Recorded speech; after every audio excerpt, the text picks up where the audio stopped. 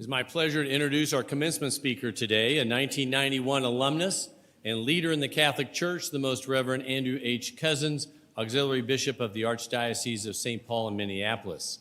A native of Denver, Bishop Cozzens is the youngest of 3 children. He has many family connections to Benedictine, including his sister Helen Healy, an alum and board member who will help hood him today. And he is the uncle of Anne Marie Healy, a former Focus team leader, Megan Healy from the class of 2020, and current sophomore Jack Healy. While a Benedictine, he earned bachelor's degrees in English literature and philosophy with a minor in journalism, served as a resident assistant, was a founding member of Raven's Respect Life, and was a features editor of the Circuit student newspaper. In 1990 Circuit edition, Bishop Cozzens reflected on the faith life at Benedictine College. He said, "The Eucharist is truly a community event, especially at Benedictine where students know each other so well." He wrote, "At the Mass, friends join together, truly united by faith." During a period of discernment after college, he served as a traveling missionary to young people around the country with Twin Cities-based Net Ministries. He then worked for St. Paul's Outreach, where he served as co-director of campus outreach. Bishop Cozzens was ordained in 1997, served as parochial vicar of the Cathedral of St. Paul, and then Farabelle Catholic Community, now Divine Mercy, before being sent to Rome for doctoral studies. He earned a licentiate and doctorate in dogmatic theology at the Pontifical University of St. Thomas Aquinas, or the Angelicum. For 4 years during his time in Rome, he served as chaplain for the Missionaries of Charity. Upon his return to Minnesota, he began service as an instructor at the St. Paul Seminary School of Divinity. Bishop Cozzens is a founding member of the Priestly Association Companions of Christ. He has served as assistant director for the Office of Worship and is a member of the Mission Advisory Council and Corporate Board of the Institute of Priestly Formation in Omaha, of St. Paul's Outreach Board of Directors in St. Paul, and co-chaplain of the Sarah Club of the Twin Cities. Pope Francis named him Auxiliary Bishop of the Archdiocese of St. Paul and Minneapolis in the United States and titular Bishop of Basica. He was recently selected by the American bishops to be the chair of the USCC Committee on Evangelization and Catechesis. We're proud to have him as our commencement speaker and to award him an honorary degree. Therefore, on behalf of the faculty, administration, and board of directors of Benedictine College, it is our great honor and privilege to present Bishop Andrew Cozzens, the Benedictine College Honorary Doctor of Humane Letters.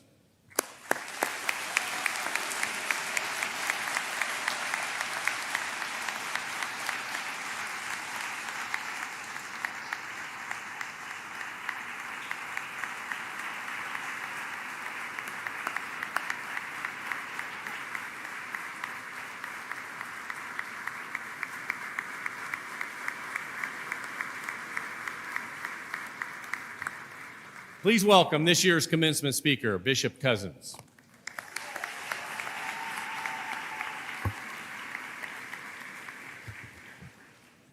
Thank you. I'm very humbled and honored to be here, especially after those very inspiring speeches from our valedictorians.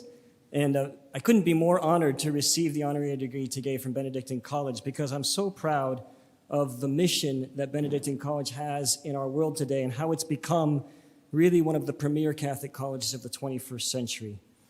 Not many people know, though, I do have a bit of a confession. Not many people know that I almost didn't get to walk across the stage on my own graduation back in 1991, and that's because just 2 days before I was still in jail. That's very true. I'm not joking. I was a founding member of a Reverend Respect Life group here on campus, and a few of us had been involved with a movement called Operation Rescue. The goal of the movement was to close abortion clinics for a few hours so that life-saving alternatives could be offered to the women who came to get abortions that day. I, along with several other students, many of us now priests, were arrested for peacefully trespassing at abortion clinics in Omaha and in Wichita. In fact, we did save lives. On more than one occasion, women who came to get abortions that day chose life for their children. But we also ended up doing some time in jail. I still remember the surprise on Dr. Rio's face when I told him that I needed to take my final exam early because I had to go to jail during final exam week. He responded, "Well, I suppose I shouldn't punish you for saving lives." You could see the moral reasoning going in his head, you know. Thankfully, divine providence did allow me to get out of jail just the day before I was to graduate. Based on that, I'd like to share with you a few reflections. You might call this reflections from a bishop in jail. 3 really simple things, actually, and they've all in a certain way been mentioned today. First, you have a mission. Second, it's worth suffering for. And third, you can't do it alone. You need Jesus to do it. First, you have a mission. Every human life, as we know, is infinitely valuable because it's willed directly by God. It's willed by God because God has a purpose for that human life. And He creates each of us with a purpose that no one else can fulfill. It's why He created you and me. He has a plan for your life. I love the quote by John Henry Newman that hopefully you know. God has created me to do Him some definite service. He's committed some work to me which He has not committed to another. I have my mission. I may never know it in this life, but I shall be told it in the next. I am a link in a chain, a bond of connection between persons. He has not created me for naught. I shall do good. I shall do His work. I shall be an angel of peace, a preacher of truth in my own place, while not intending it, if I do but keep His commandments. Therefore I will trust Him. Whatever I am, I can never be thrown away. How many of you have experienced this while you're at Benedictine College, that you're a link in a chain, and your life is actually essential to God's plan for the world? And the only great tragedy in life would be to get to the end of my life and meet God, as all of us will do, and to have God say to me, look at all the things I could have done through you if you had just listened to me, if you had decided to follow my will. What a great joy it will be for those who seek to follow the mission that God gives them in this life to hear the words, "Well done, good and faithful servant." As has already been said, it's important to understand your life is not about you. Your life is a gift given you by God. And the degree that you give it back to Him fully, without holding back, is the degree that you will be happy. As Jesus Himself said, "Whoever wishes to save his life will lose it, but whoever loses his life for my sake will save it." What profit is there for one to gain the whole world and forfeit his life?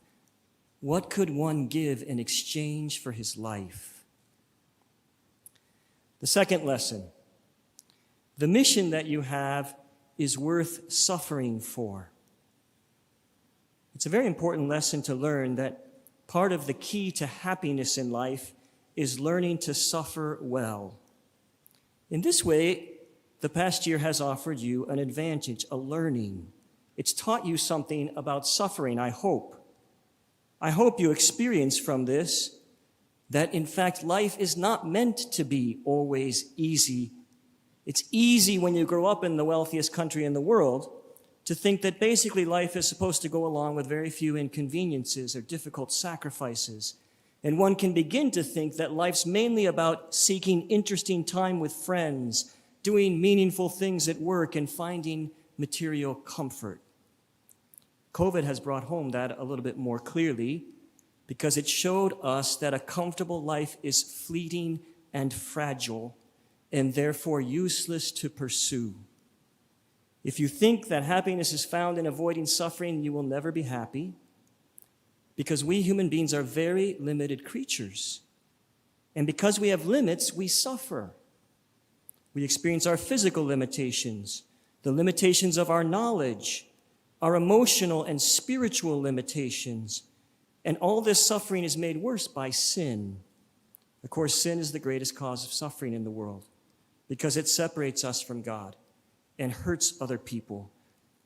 Happiness, however, is not found in avoiding suffering.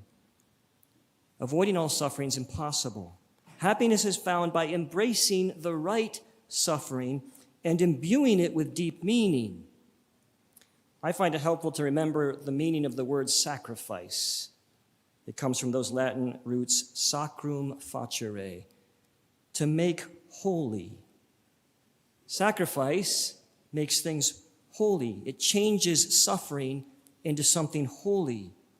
This is why we're so inspired by those heroic things, like people who sacrifice their lives for the lives of others, because they make suffering holy by their sacrifice. I love the way the Venerable Fulton Sheen put it so simply. Suffering plus love equals sacrifice, and sacrifice is the greatest thing a human being is capable of. I'll say it again. Suffering plus love equals sacrifice, and sacrifice is the greatest thing a human being is capable of. Love transforms suffering into sacrifice, which is exactly what we see in heroic marriages, where couples are willing to sacrifice for themselves and for their children. It's beautiful. Think of the example of St. Gianna Molla, who gave her life for her child. A beautiful sacrifice. It's exactly what we see in those in heroically living their religious vocations. I was always inspired by the example of St. Maximilian Kolbe, who gave his own life to save the life of another. And how did he do it? He said, "Take me, I'm a Catholic priest." In fact, that's the definition of Catholic priesthood, to offer one's life in sacrifice for another. Sacrifice doesn't have to be made of huge sufferings. It can be the ordinary struggles we go through every day. Choosing to make a gift of my life. That's actually what you were created for. And it's the thing that will make you the most happy. It therefore is the key to true joy. True joy comes from sacrifice, which is learning to suffer correctly. Again, as our Lord himself said, "I have told you this so that my joy may be in you, and your joy may be complete. This is my commandment. Love one another as I have loved you. No one has greater love than this, than to lay down one's life for one's friends." Here, in suffering, the source of true joy. Finally, you cannot do this on your own. If you attempt to go through this world on your own, you will not be able to suffer well. You will not be able to fulfill your mission. You need Jesus. You need a relationship with Jesus. Suffering, by its very nature, turns us in on ourselves. It gives us fear and anger and sadness and causes us to want to protect ourselves. The key to suffering well is turning towards Jesus, turning towards the one who suffered for us on the cross, and coming to understand the truth that his suffering was a great act of love for me. It's very important that you get the order of love right in your Christian life. It's not that we have loved God, but that he loved us and sent his Son for the expiation of our sins. When I don't look at myself in suffering, but I look at the cross, and I see that I'm infinitely loved by him. He found me worthy of dying for. He found me worthy of giving his body and blood for me, which I can receive in every Holy Mass. In these moments, I realize the depth and the true meaning of love and sacrifice, because our Lord shows us that sacrifice and suffering can be transformed by love. I don't have to tell you that you're graduating in difficult times.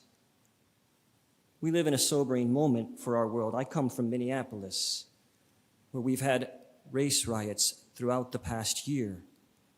We're living in very difficult times. And if you desire to live your faith in this world today, prepare yourself for trial. Prepare yourself for suffering. It's possible that that time in jail before my graduation won't be my last time in jail, or even others in this room. One of my favorite books captures what I think is the feeling before this suffering, because all this suffering does not make me afraid. In fact, if we know the reason for we're living, if we live in daily relationship with Jesus Christ, then the world and its threats become laughable to us. My favorite book, one of them at least, is called The Soul of the Apostolate by the Cistercian monk Dom Jean-Baptiste de Choutard, a Cistercian monk. It's a classic book. Every one of you should read it, The Soul of the Apostolate. It was the favorite book of many saints, including St. Pius X and St. Teresa of Calcutta. And he says this: only a burning and unchangeable love is capable of filling a whole life with sunlight. For it is love that possesses the secret of gladdening the heart, even in the midst of great sorrows and crushing fatigue. My dear brothers and sisters, do you know that love? That burning and unchangeable love which is capable of filling your whole life with sunlight. If you come to know that love deeper and deeper every day, then it will transform any struggle or difficulty that you go through. If you will surrender your life to Jesus' mission for you, then you will experience great joy, the secret of joy in this life. Only a burning and unchangeable love is capable of filling a whole life with sunlight. For it is love that possesses the secret of gladdening the heart, and even in the midst of great sorrows and crushing fatigue. Thank you, and God bless you.